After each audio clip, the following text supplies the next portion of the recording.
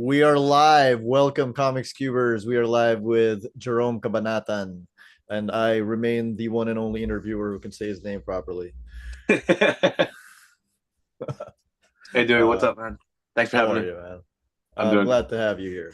So, we're doing something a little different from what we did last year. We were on pretty much a whole year ago Yeah, yeah. to It's talk. usually around this time when I will start a thing. Yeah, Oh, really? yeah, So this is pretty normal for you. Yeah, because we were supposed to be on the year before that too, and then stuff yeah, happened to me. yeah, But yeah, so it's been about a year, and the last time we talked about Everyday Black Belter, your comic, we are doing something a little different today because we are talking about your fundraiser, uh, yeah, called 44 Ever, for Young Chung Taekwondo. You want to talk about what you do there for a bit? yeah. Uh, Yangcheng Taekwondo is a school in Toronto. The address is 44 Vaughan Road, and the and it turns 44 this year. Like the school turns 44 this year, and the program has been a an elite taekwondo program for for all that time. So creating champions like nationally, internationally, creating Olympians, Olympic medalists. Uh, I was able to represent Canada. I was able to represent Canada as an athlete and as a national team coach uh, for years. Uh, they also run a program out of Variety Village, and Variety Village is a it's a community center. It's a community center on the east end of Toronto. City's called Scarborough, uh, and it specializes in inclusion. It's in a very inclusion forward with special needs programs. And Youngstown Taekwondo actually has a Taekwondo program there, and I currently work there now. And I worked there since 2007. Took a little bit of a break, and then post pandemic, I got back, and now it's an opportunity for me. Like uh, I get to coach a new crop of people, and a lot of the instructors were kids that I taught when they were younger. Right, a lot of kids that have grown up through the Variety Village program went to Youngchun Taekwondo as the high performance program, and became champions internationally through there. Uh, I'm running a crowdfunder to uh, I'm coloring I'm coloring the my first graphic novel, and Tree versus Fox. This is the one that I was supposed to be on like 2 years ago. It was a black and white. It was a black and white all action comic. It's kind of in the spirit of the Scott McCloud's Destroy, Okay. right? And it was a follow up to this book, Tree Kids of Troop 44, which was clearly inspired by 44 Vaughan Road, like the the the title wasn't an accident. Title wasn't an accident. It's inspired by my time there. So I actually started this book when I finished competing in 2011, and I wasn't thinking about it to be a book. I when I was competing, I didn't want to have a desk job. I didn't want to like grow up and have a real job, right? But the impact that I made on the community, and the impact that the community made on me, I didn't want that desk job. I think that was what I was supposed to do. Is I was supposed to teach taekwondo, and I was supposed to teach. So I started an after school program. And I didn't want, like, when you do your advertising. I'm learning all these things. I'm learning all these other things. Uh, uh, like not being an athlete, but how to run this business. I'm like, oh, I have to advertise things. Okay, now I got to go make this poster. So I was gonna. I googled like taekwondo, martial arts, anime, comic book, something, and then I looked at it, and I looked at a bunch of these pictures, and I was like, I know a school that uses that picture. I know a school that uses that picture. I know you school, and I was like, I don't want to be like everybody else, like that, because I'm not, right. So I decided to. I was actually given an old Mac Tower. Right? I was given an old Mac Tower by one of the families, because they're like, could you use this? And on Illustrator with a mouse, I created the poster, and like the club sits on the corner of uh, Vaughan Road and St. Clair.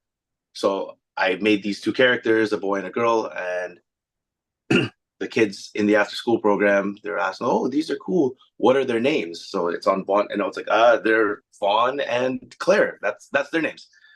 And they started asking, like, "Oh, how come they don't have noses?" And it's because one, I just didn't like to draw noses. Uh, two, but I was like, because they came from a tree. They were like a fruit, and came from a tree. And I just ran with it. And a few years later, I started making. I started actually making like coloring sheets for them. I started writing down the curriculum and drawing the curriculum Mhm. that we would be doing, just to help them when they're training for the next belt or whatever. You post it around the school, and then it got pretty popular within like the community. They would know. But yeah, sorry, I got completely sidetracked. But yeah, these books were inspired by Yangcheng Taekwondo, and what I'm doing is I'm making color versions of these books, uh, and I'm gonna reformat this one because I don't really like the size of it. It doesn't fit well on the bookshelf, so I'm gonna touch up a bunch of that stuff. And uh, I'm not using any of the money for the crowdfunder for the books themselves.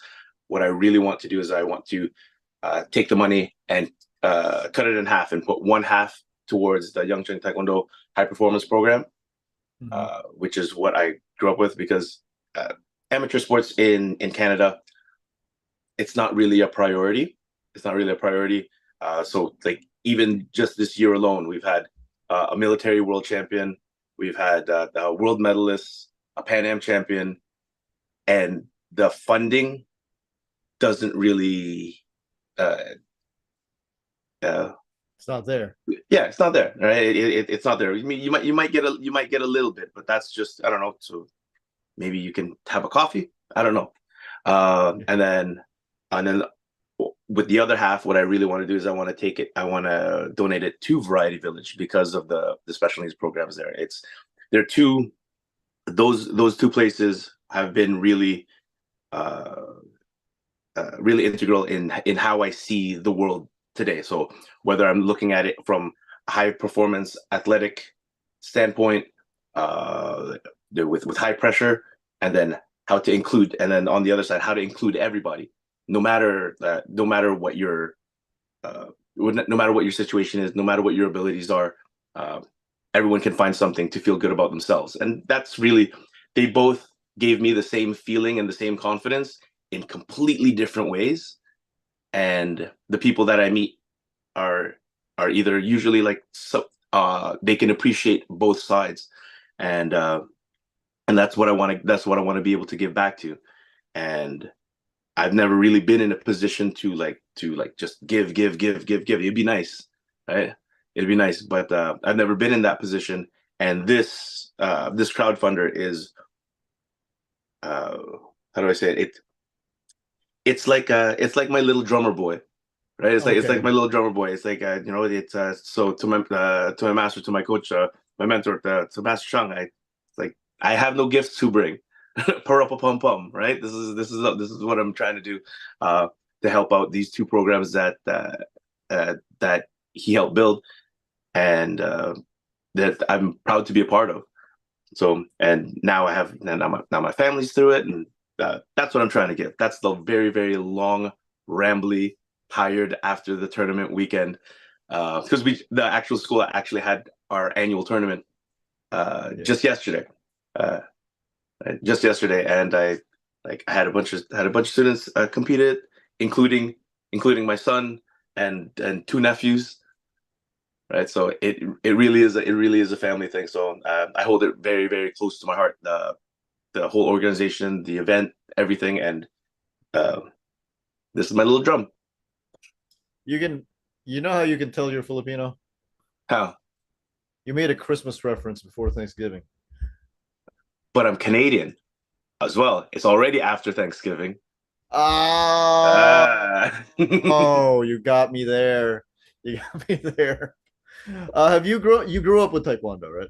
Yes, yeah. It was I uh when I was in New York, I went because I used to live in New York. When I lived in New York, uh, there was like a community center program that we went to, and I was five.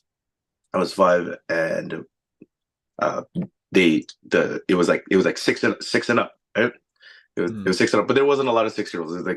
It was mostly like nowadays there's programs for a lot of young kids, but before it was like there wasn't a lot of kids. It was like they were, if you were like 10, you look young, you look old. Yeah. Yeah, you look small if you were like 10. So I was five. I was five, so my dad took me to the community. My dad took me to the community center, and like he's like I want to sign my. He saw a taekwondo program, and I was like, I want to sign my son up for karate, right? And then they're like, okay. And then he looked and he said, and it's like, okay, it's six and up. And how old is he? Right? And how old is he? It's like how old? What's the lowest? And it's like, he's six. Right? He's six. He's six. It's like, no, dad, he's six. Right? He's six, and then that was it. That was it because it was my brother, and my sister. We took it together. It was basically I think, one of my first things that were just outside of the house, outside of school. Uh-huh. So, and we did it, and I don't. There's never really been a time where I didn't do it. Right? It was right. Sometimes people started and they take a break. Like even if there were times if I was in between schools, right? Because a lot of schools. I've been through a lot of schools, and a lot of schools shut down, right?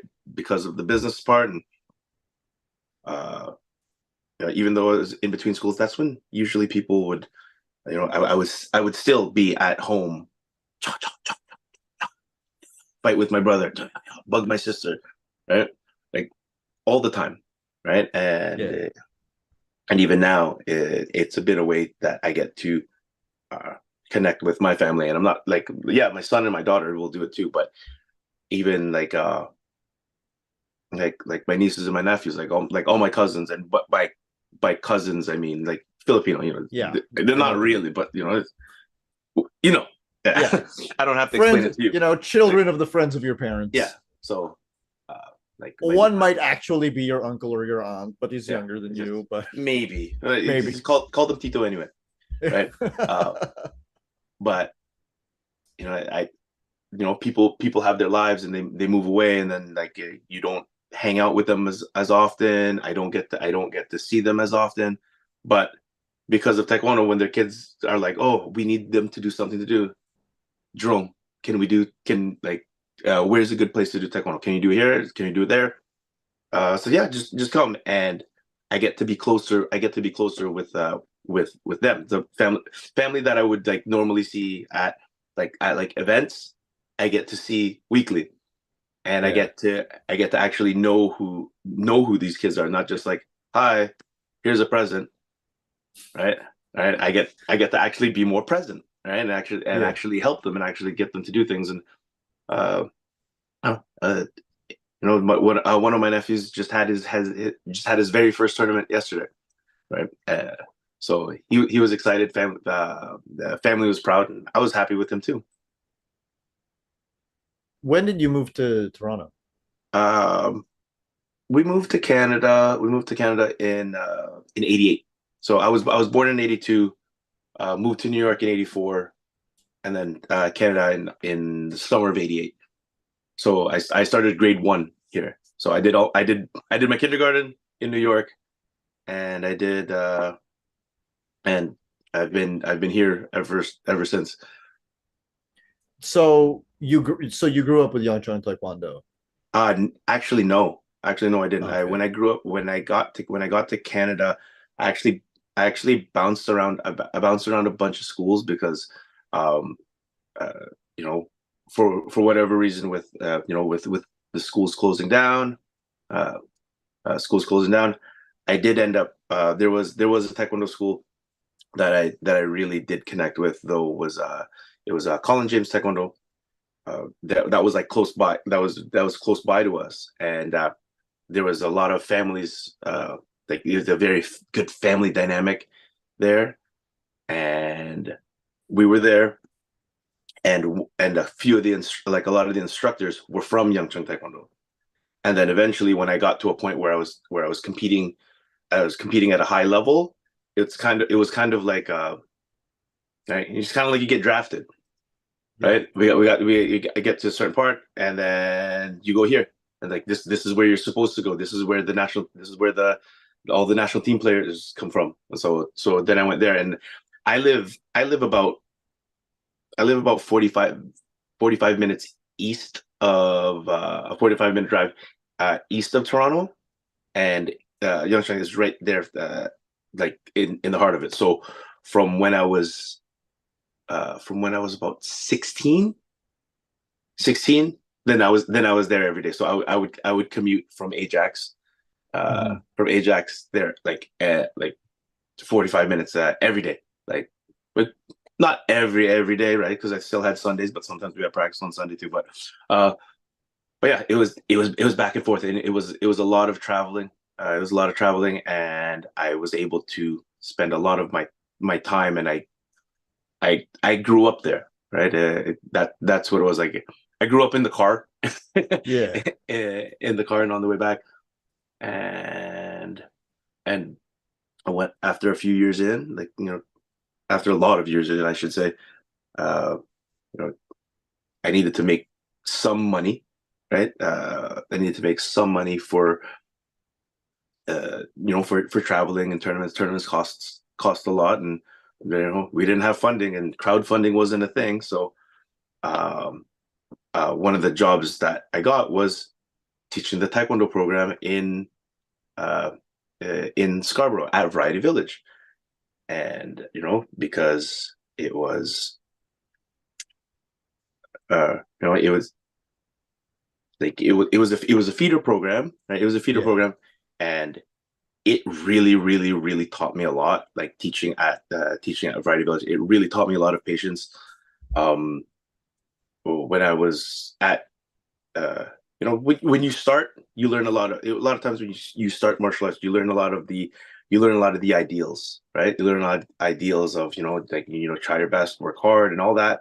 Um, then when you get like you'll it's always there, but it's always like the it could get almost feel preachy sometimes, like Yeah. uh but then when you get into the high performance sport, then it starts getting competitive, right? It starts getting competitive, so you start developing a little bit of a streak, right? Hmm. You start to develop a little bit of streak, which is necessary. Everybody needs to have that. Everyone needs to have that streak. But if we take a look at it, if we take out everybody that does taekwondo or martial art or a sport, right? Only a few can become elite, right? Yes. Right. Yep. But taekwondo is not just for them; it's for everyone, right? And going to Variety Village, it was I had to like, so I started here as the everyone, and I went up, and then you build an ego, and you do all those things that athletes are supposed to have, and then you have to teach everyone again. And the thing is about Variety Village, because it's about inclusion and special needs, and I never knew like before I went there, like I didn't understand what the autism spectrum meant, right? Right? I didn't understand that, right? I don't I think I think I've only ever seen one amputee on TV, At right? that time. I've never met anybody in a wheelchair, right? Hmm. So it made what I thought was it was even what I thought was everyone was like this everyone was like really, really big, and I was like there's so much that I have to learn. And I remember being very frustrated to start, because sometimes I didn't know, sometimes people were undiagnosed, and my solution to it all was I'm just gonna do everything like taekwondo, right? I'm just, okay. I'm just gonna run taekwondo, and I'm gonna be hard with it. And uh, it was it was a transition for both parties. All right, it was a Yeah. transition for both parties. To be quite honest, I think I had a couple of HR run-ins, uh, right?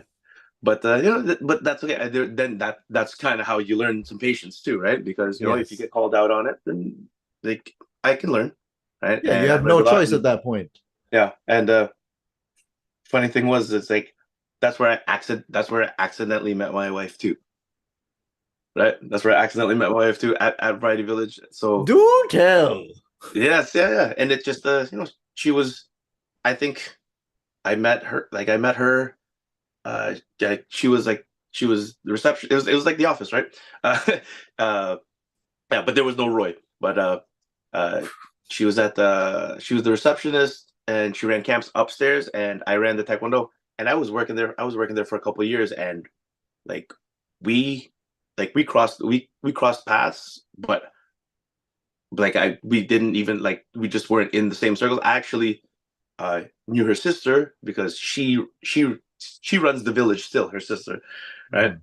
Mhm. Um, yeah, and like at a few years in, so we've been working together for like 3 years, and we never even knew each other.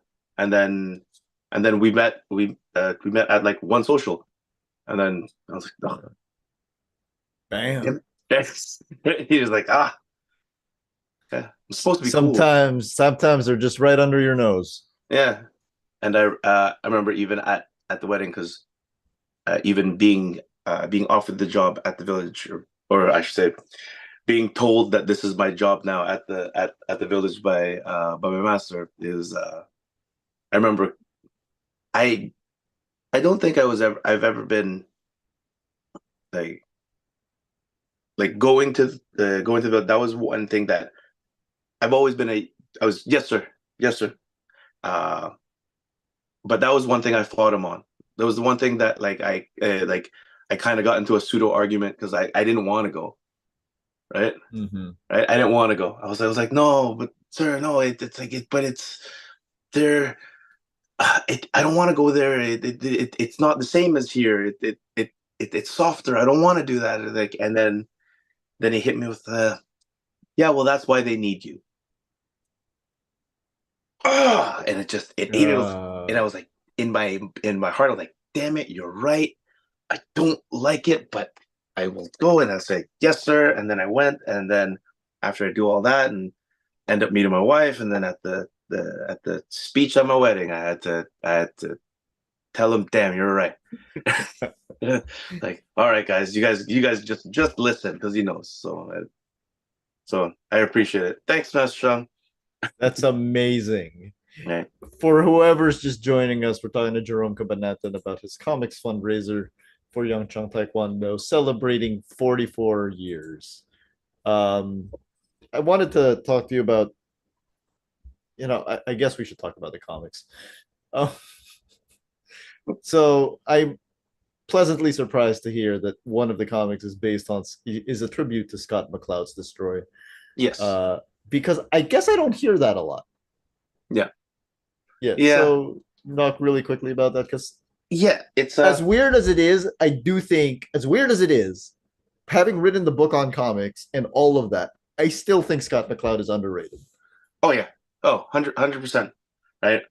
It's like I still want to get I've read the black and white Zot collection, but Yeah. but I don't have it. Like I library, I got you got it from the library, and I was like, like that. I even got I have like Zot number one, like the color floppy, Really? which was really cool too. But I know he gets better, and it got way better in the black and white one. But Dude, but I gotta tell you the story. One time I was looking through um the bargain bins in one of the local bookstores. yeah, Zot black and white collection for the equivalent of $5. Picked it right up, started reading it, could not put it down. It was amazing. It's one of the greatest comics I've ever read. yeah, I might have like a very jealous middle finger up at you right now, but not on screen, not on screen. Right. Wow. Yeah. I'm waiting. I'm waiting on some of my thrift store luck. Right. Yeah. But But yeah, yeah. So no, I I saw Destroy on a cartoonist kayfabe episode, Hmm. They did something on it, and I remember looking at it and like it was amazing, and I was like I was like a giant magazine sized like super fight. I want to draw a giant magazine sized super fight, right? Because I do feel it's like you know whether like I know I don't have the name equity or anything like that right now, but I was like I know I have better fight choreography than anybody right now. Like I know I can do I know I can choreograph. I know I can choreograph like with my background. I know I can choreograph like one of the best uh, comic book fights. I know that I've done it and I did an image grand design, right? I did it with image grand design. Shout out Chris Anderson. Um, and I was like, that was a challenge. That's what I want. That's what I wanted to do. And that and my plan first was to just draw a superhero fight, just regular and not have a story. So I think in 2019, uh, I created a tree versus fox. Like I made an ash can, and it was 12 pages. I did it in 3 days, right? Because it was like I didn't know that if I was gonna get into the show, and I got into the show, and I was like, I need something new for this show. And I was like, okay, I'm gonna make a fight comic, and it was like I think it was like 12 pages, and I was like, okay, 3 days, I got 3 days, and I just made it out, and that was like the first Tree versus Fox, right? That was like the first one. I'm actually gonna have all of those ones uh, in the new version, like in the as back matter. So that would be cool. But I wanted to do that, and then while I was while I was drawing it, while I was drawing like the proper Tree versus Fox, uh, while I was drawing it, I didn't because I didn't draw it in order. I was just doing it was like kind of like pro wrestling where it's like you draw spots, like you do Yeah. like you do spot. I I drew pages as spots, and I was like, okay, and then started like the just sifting them together. Okay, this would fit where, this would fit where, and then start drawing the pages in between. And as I was doing that, and at the same time, while having like Troop 44, Troop 44 beside me, because it's a follow up.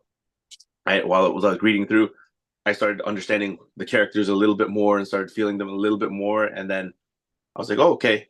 And then while once it was drawn, then I wrote, right? Then I wrote, uh, and it really like uh, the story, the story, the written part of the story actually was, I think I was just talking to I was talking to the reader basically about how important it is to have challenges, how important it is to have a rival, how important it is to have all these things that seem bad and like a struggle, like how important it is to go through it because it makes you better in the end, right? You need those things. Like I'm not saying that you need haters or you need enemies, but you need uh like you need that iron sharpens iron type thing in your life, right? If you're Yeah. completely secluded, then uh, you'll only get you'll only get so far, right?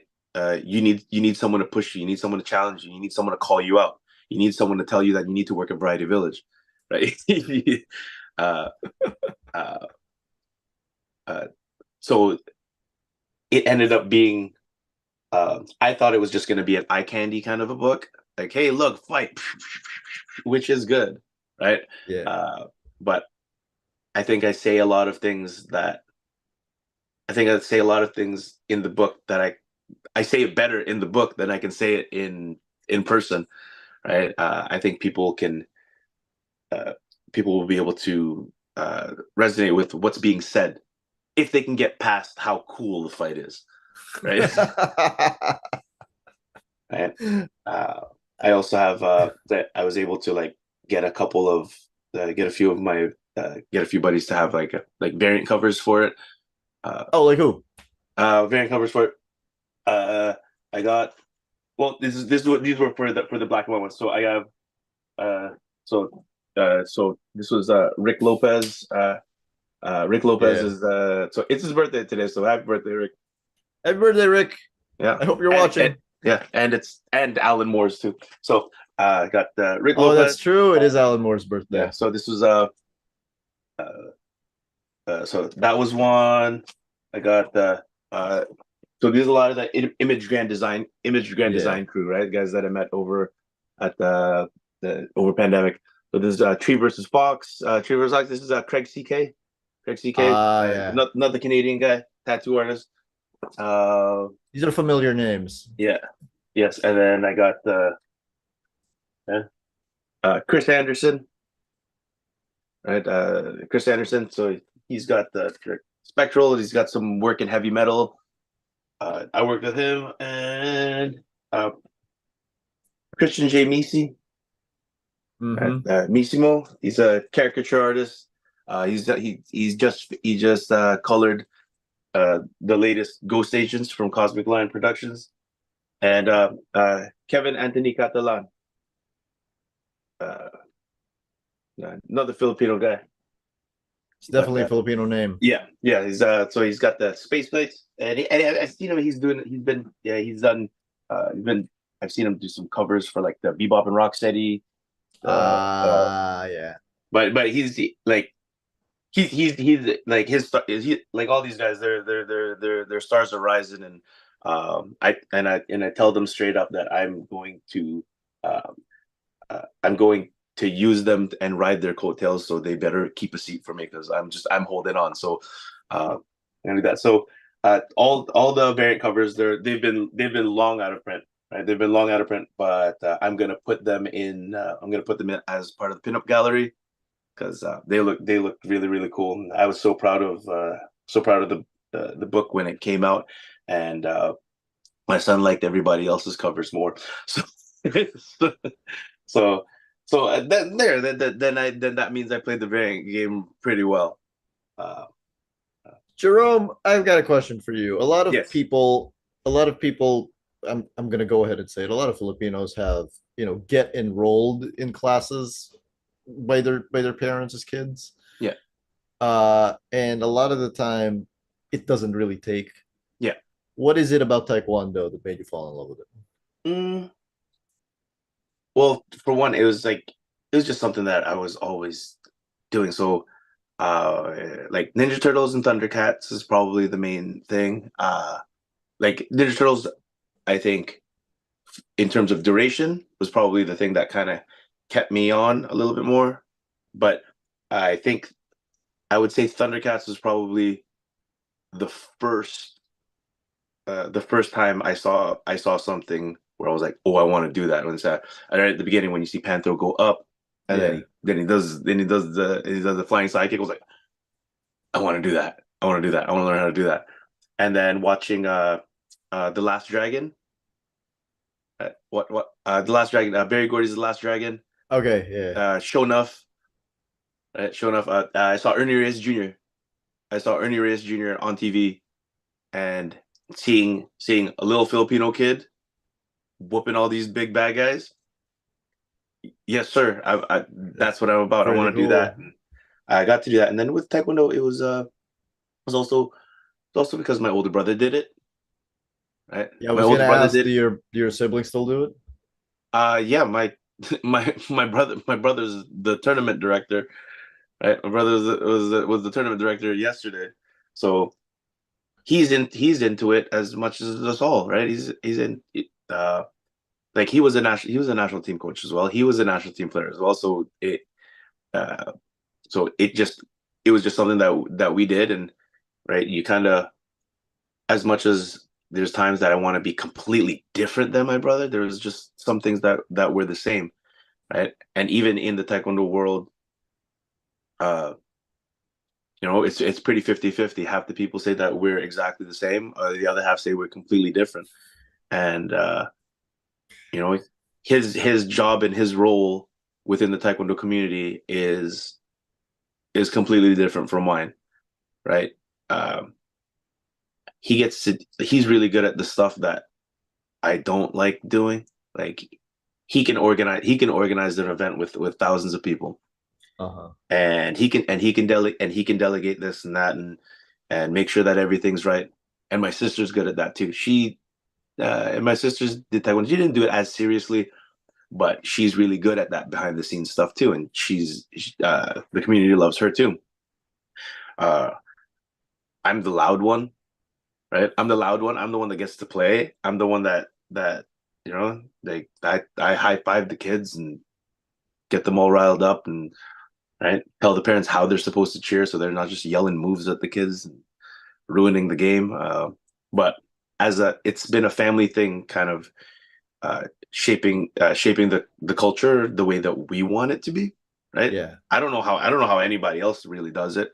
Right? I don't pay attention to that. I just pay attention to kind of how I want the people that I'm associated with, how we present ourselves, and how we want the vibe of our events to run, how we want the vibe of our team to have, Yeah. right? The vibe of the practice, and and yeah, I think I sidetracked whatever the question was. I completely forgot because I was just No, talking it's about like, taekwondo. what is it about Taekwondo that you love? But Yeah, you answered the question. yeah, it's right, and it that's like it's like deeper and broader the way that I was talking about like what it was, but it's just um hitting's fun, right? That's I would think that's the start. Is hitting is fun, and if you can hit without if you can hit without it being necessarily like a bad thing, like if you watch like I think it could have been anything, to be honest with you. If I had a good like if I was close to a good karate school, I think I would have tried to do that. If I was good, like if there was a kickboxing school, if there was a boxing school, if there was a wrestling school, I was just lucky enough find to find not even just taekwondo, but to find like a team culture that I really really enjoyed Yeah. and latched onto. Um, it wouldn't have mattered what it was. But it needed to be fighting, right? I think for myself, it needed to be fighting. Like you watch any kind of like like dogs and bears will like play fight. That's how they do it, right? Uh, that's how that's how I learned. That's how I connected with my brother, right? Yeah. Right. Like everyone's uncle had does something to them, right? Right. And so I don't know. I think you find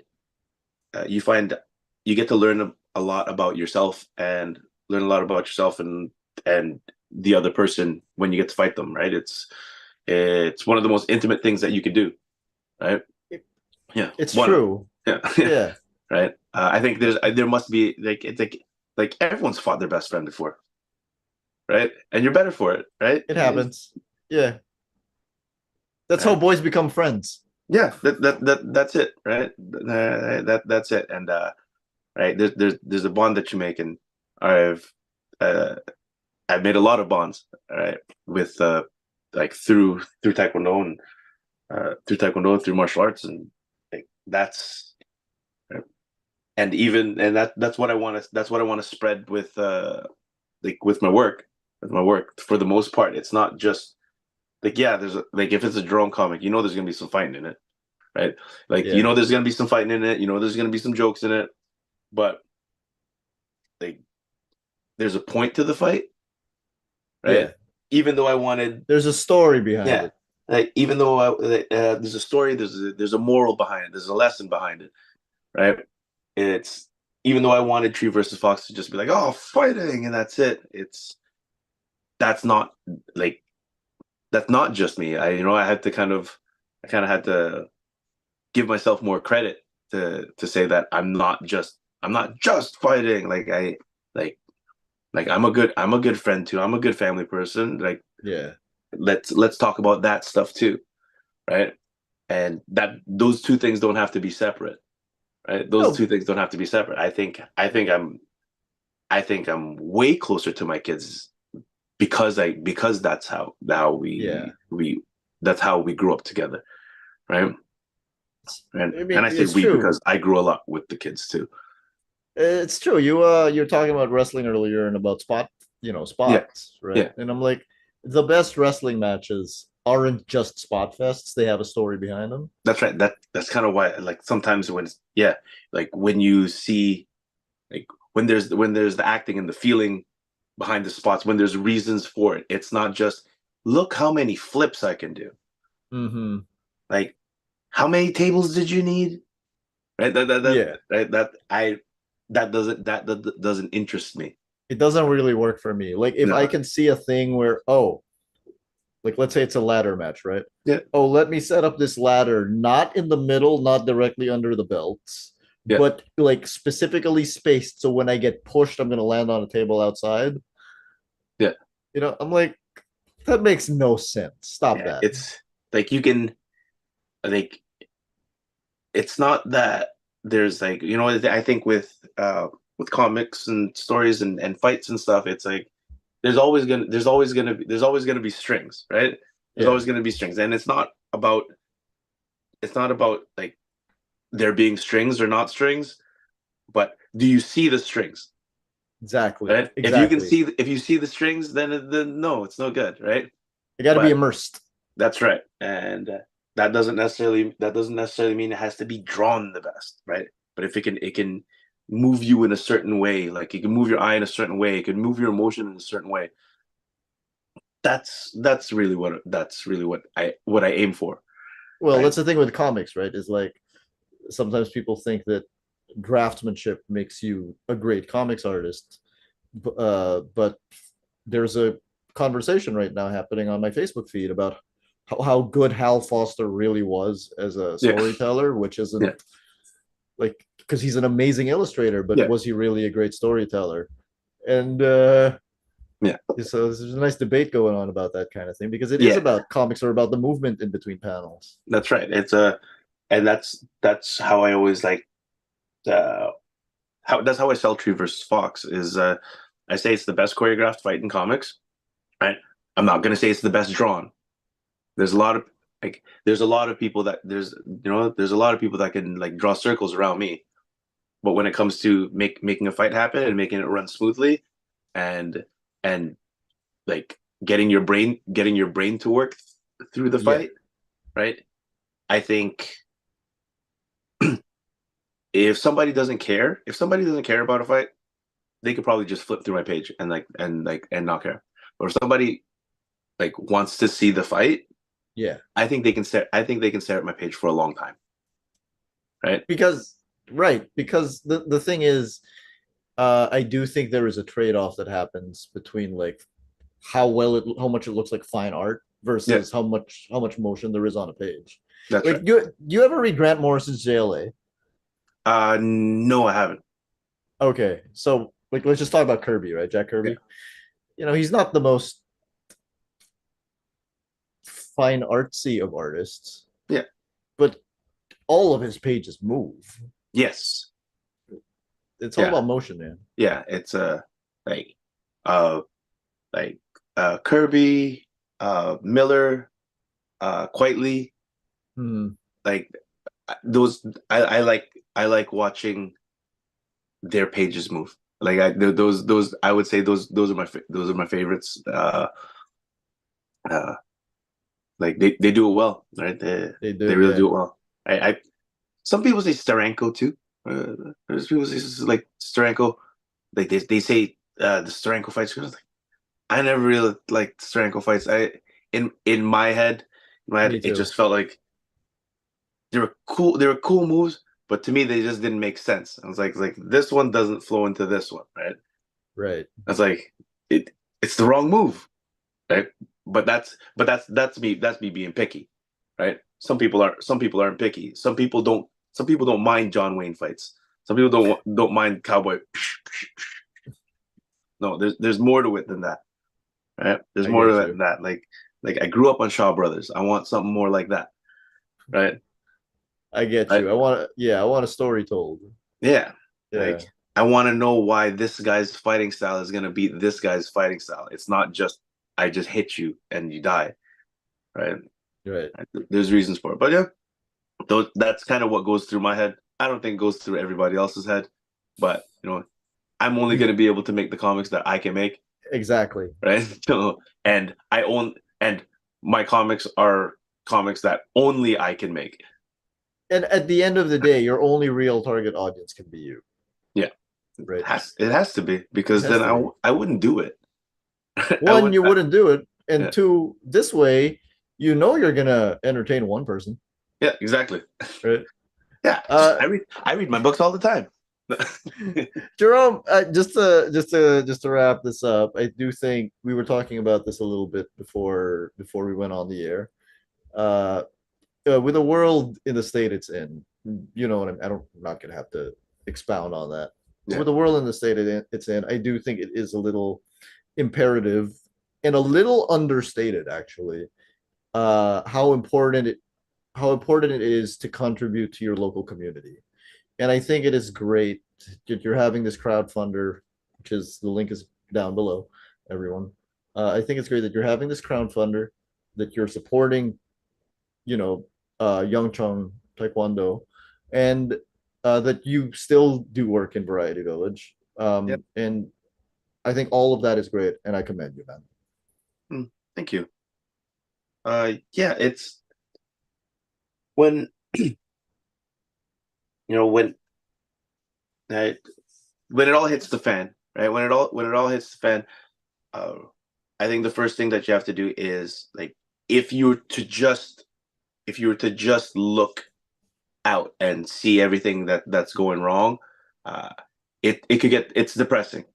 And if you're depressed while you're looking out, then there's no way that you can fix it. There's no way that you can fix anything, right? There's there's no upside. I'm not saying that bad stuff doesn't exist, but there's no way for you to fix it. And I'm not saying for anybody to ignore it, but there's no way to fix it. So uh just like when the pandemic hit, everything was crazy. Everything was crazy. What I tried to do was, you look inward and you see what you could see what you would like to see. You do what you would like to see. And it might feel like a wish sometimes. It might feel like just uh I know there's the term the toxic positivity, right? Yeah. People like I don't want it to be like that, but uh I uh what I'm doing is I'm not just gonna just draw, just make a comic, but I'm gonna use that to make me feel better. So maybe one or two people around me can feel better, and maybe they can feel like they can express themselves in a safe way without dragging everything down. Find one good thing, and then with those two or three people, maybe they can affect two or three people. And then so on and so forth. It's not trying to make it like a happiness pyramid scheme, but it kind of is, right? Right? It kind of is, and it starts with you deciding that I'm gonna put some focus on this, and then maybe when something picks up steam, something builds some power, right? Then maybe there can be a collective voice that can do something about it, right? And even if that collective voice can't do anything outside, at least that collective voice can comfort each other on the inside. And Yes. and right, that's what I'm trying to do now. Like I don't think I needed to uh, I didn't need to actually run a crowdfunder for the book itself, right?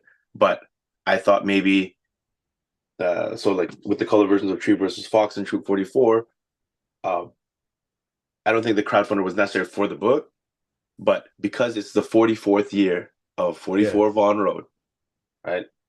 Why don't see if maybe I can uh, leverage that feeling of nostalgia because there's been a lot of generations of Young Ching Taekwondo. Why don't we use that to maybe uh, build something good for the two places that uh, that that we know are okay, right? Hmm. That we know are okay. Right? We can't, it can't, I can't make the whole country get better, but I can make Variety Village maybe have a little bit more. Maybe ease some of the stresses off the athletes of 44 Vaughn Road a little bit more, and and because to be honest, I don't really think so much outside of uh, uh, uh, I don't think too big politically, right? Maybe I don't think I even have the platform for anybody to listen to that part. If I had an opinion, but I do have an opinion on what I want for these athletes, what I want for these programs, what I want for myself, and the books that I want, because like I don't been trying to push those other sides, but with the like my characters, I think they're cool, but they just look so much better in color, right? They look so much better in color. So I was like on a selfish level, like that makes me feel good, right? When I get so right now, this is what like black and white. It's cute. This I drew this I drew this on like it's so this is like my answer to like Dogman and all the Dave Pilkey books. Unless he wants to give me a job, Dave, I'm ready. Uh, but but yeah, but like these this is like in color, like it's a it's a really fun cartoon, and it's an all ages comic, right? It's an That's all ages true. comic, right? But It's begging to be in color, actually. It yeah, is yeah, begging to be in color. that it's supposed to be, right? It's supposed to be. That's how I drew it. It's just uh the cost of color at the time when I put it out uh Astronomical. was I think like really expensive. But now I think if I now doing the right settings, I'm like, oh, I can actually make something off of this, and instead of it costing me things, right? Because this one I put out on Amazon, but I took it off because it's like it's just way too expensive, and like I can't I can't justify this being like a $40 book. It's like it's not there. It's not there to be it. But I don't. 25 is good, right? Yeah. Like yeah, Yeah. yeah. Well, congratulations. Good luck on your crowdfunder. Thank I'm you. very happy that you came on the show, and I'm very happy with what you're doing. The crowdfunder link is down below, everyone. Thank you Any so last much. words, Jerome? Uh, no, just go find your local martial arts school and tell them I sent you, and you go and try some stuff. And if they don't know who I am, then it doesn't matter. You're already at the school. Try a class. Amazing. All I right. was wondering when you were going to say something like that. Yeah. All Thank right. you. Dude. No problem. Thanks, Dewey. Have a good one. All right. We are done. All right. Thanks, man. Thanks, dude. That was No great. problem, man.